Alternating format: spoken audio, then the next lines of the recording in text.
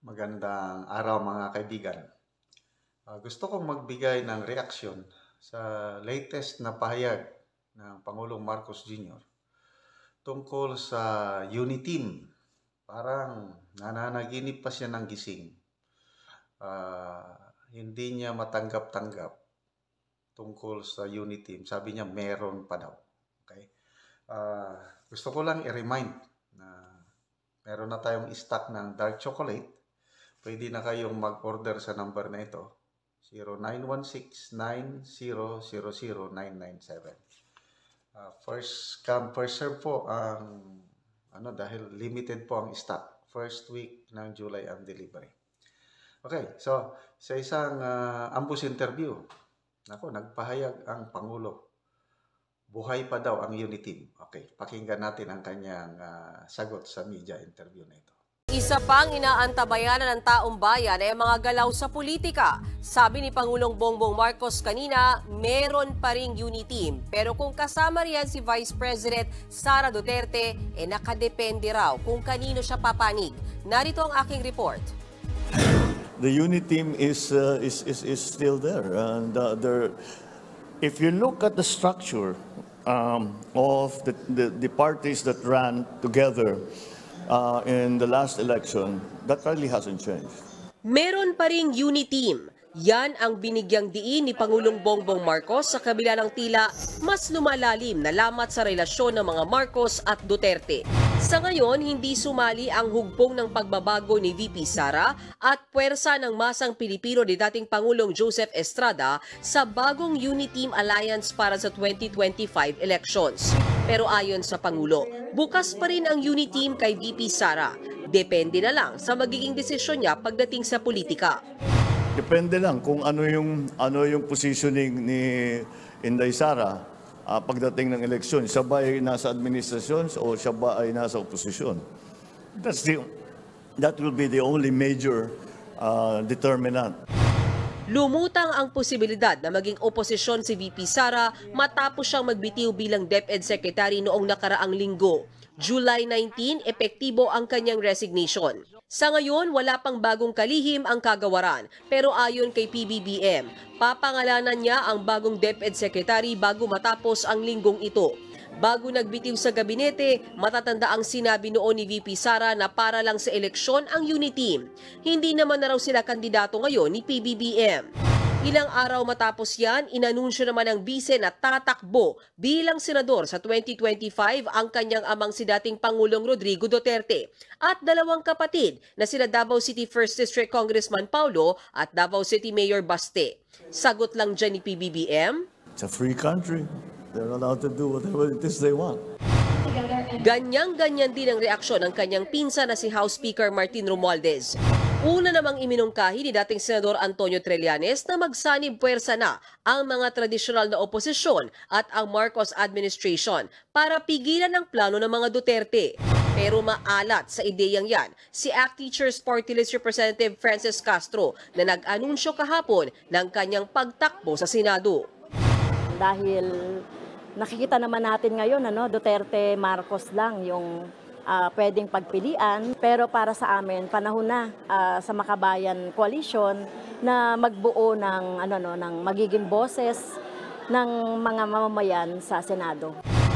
Bukod sa kanya, nagsabi na ring tatakbong senador sina Bam Aquino, Chel Jokno at Kiko Pangilinan, bagay na suportado ni Senator Risa Ontiveros. Samantala, may sagot naman si Senator Bato de la Rosa sa mga nagsasabing sobra naman kung tatlong Duterte ang papasok sa Senado. Gate ni Bato, hindi na yan mapipigilan.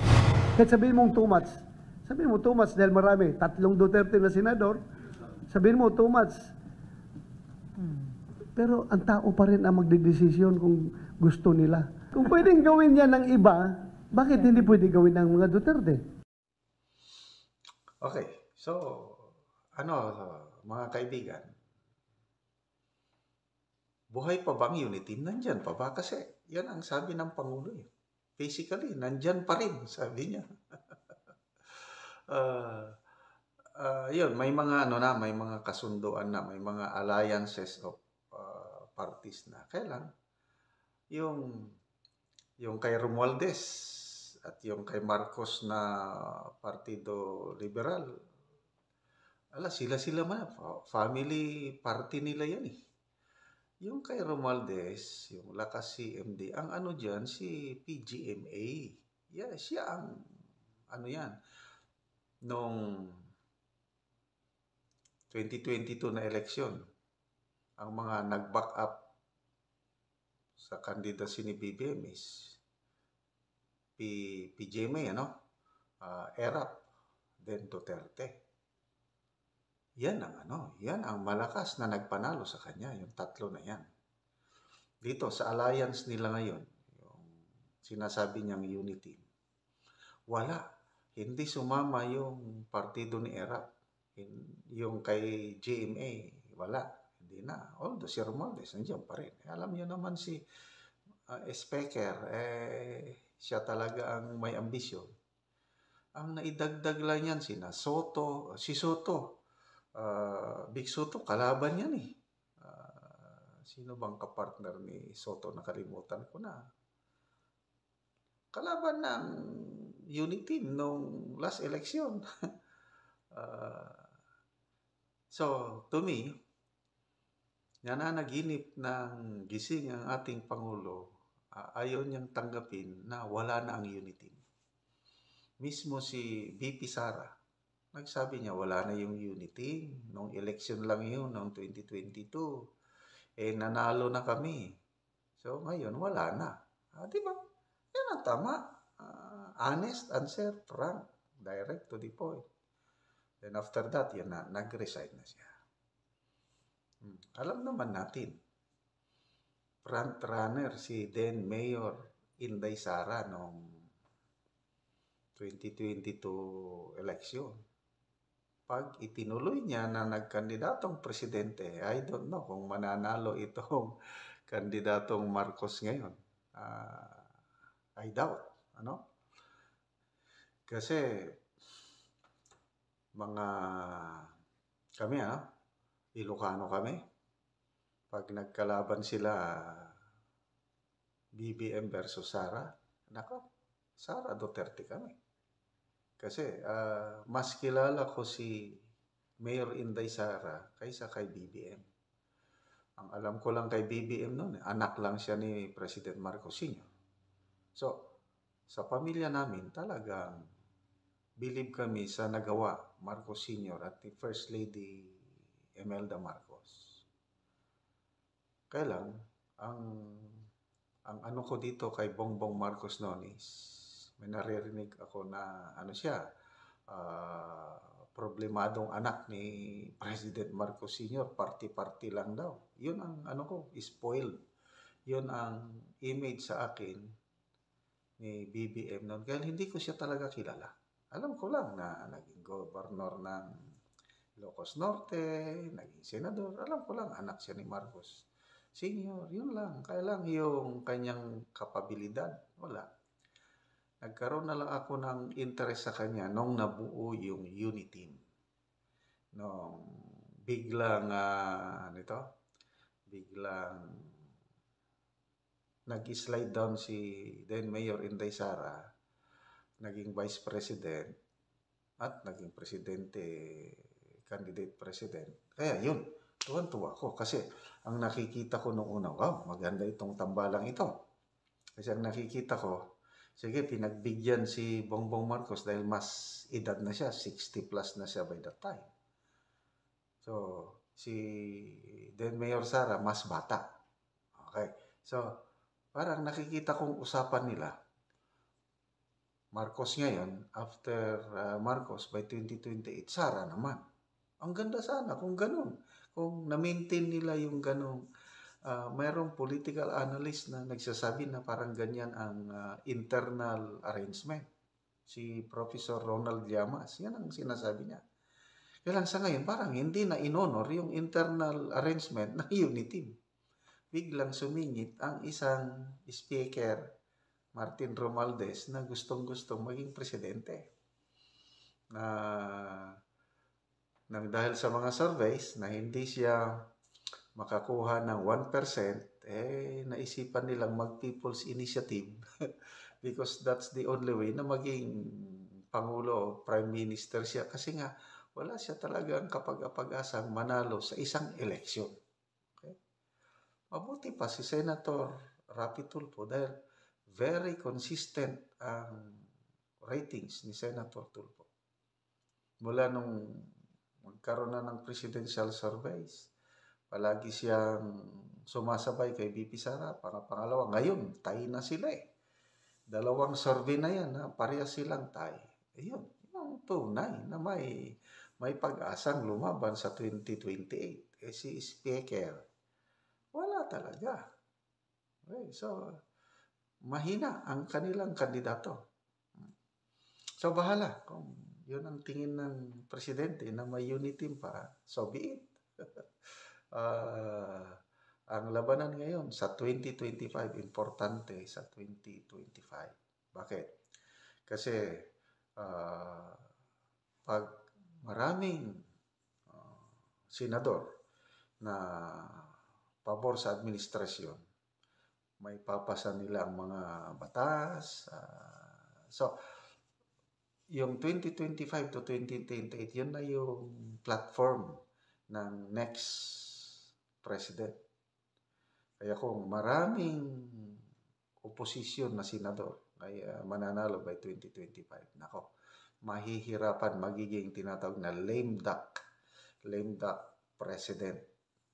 Kagaya itong bago naalis si Senator Subiri, wala. Yung mga gusto nilang maipasa, hindi maipasa-pasa, lalo na yung charter change. Dahil kahit super majority yung senador, 22 senators na sumusuporta sa administrasyon, yung gusto nilang mangyari na charter change, hindi lumusot kasi meron tayong mga senators na independent-minded, hindi madiktahan. Kaya kawawa si Senator Subiri, sabi niya, nasibak ako dahil I'm not following instruction ng powers that be. Alam nyo na, sino yung powers that be na nagpasibak sa kanya? Kasi ang gusto, ipasa ang charter change. Hindi maipasa-pasa dahil ang mga senador may kanya-kanyang panindigan at ayaw diktahan ni Senator Subiri yung mga kapwa niya senador. Ayun. Plus yung PDIALEX. Alam nyo na yung nangyari sa PDIALEX. Ngayon, may bago na Senate President. Ganon pa rin. Parang tumahimik na sila sa charter change. Kasi parang nakita nila, nagkamali sila, na kahit tinanggal nila si Subiri, itong si Senator Escudero may paninindigan din. Parang wala na. Totally dead na yung charter change. Itong Congress na ito, 19th Congress. Kaya, yun na. By 28th Congress after 2025, baka susubukan ulit nila na isulong yung charter change para later on magkaroon ng pag-asa si Speaker na maging Prime Minister. Grabe, kahit anong gawing ayuda. Ang dami na. How many billions of pesos nang naibigay na ayuda mula nung umupo siya. Grabe, parang lahat na lang ng galaw ng executive branch of government, si speaker na ang gumagalaw. Very, yung pinaka-latest yung launching ng kidney dialysis center sa Quezon City. Siya yung guest doon. Yung housing program, nandun siya. Lahat tungkol sa presyo ng bigas. Paano mapababa? Siya ang pumapapil. Parang siya na yung tumatayong presidente. Grabe. So ngayon, speaker pa lang siya, nag-aastang presidente na, how much more kung magiging prime minister siya. Okay? Ano pa yung mga issues na kay speaker? Dito, talakayan sa Pilipinas nating mahal yung first time kong na ang treasurer pala sa House of Representatives asawa ni Speaker Martin Romualdez. Sabi ni Attorney Glenn Chong, sabi ni kay Eric, immoral daw. Although, hindi bawal sa batas, Walang batas na nagbabawal ng asawa ng speaker ay ilagay na chairman ng Committee of Accounts or Treasurer. Kaya lang, common sense will dictate. Nasaan yung value mo? Nasaan yung delikadesa na ilagay mo ang misis mo na taghawak ng pera, billions of pesos, pera ng taong bayan. Kaya yun yung question ngayon ng mga, yan, si Attorney Glenn Chong. So, I don't know. So, balikan natin.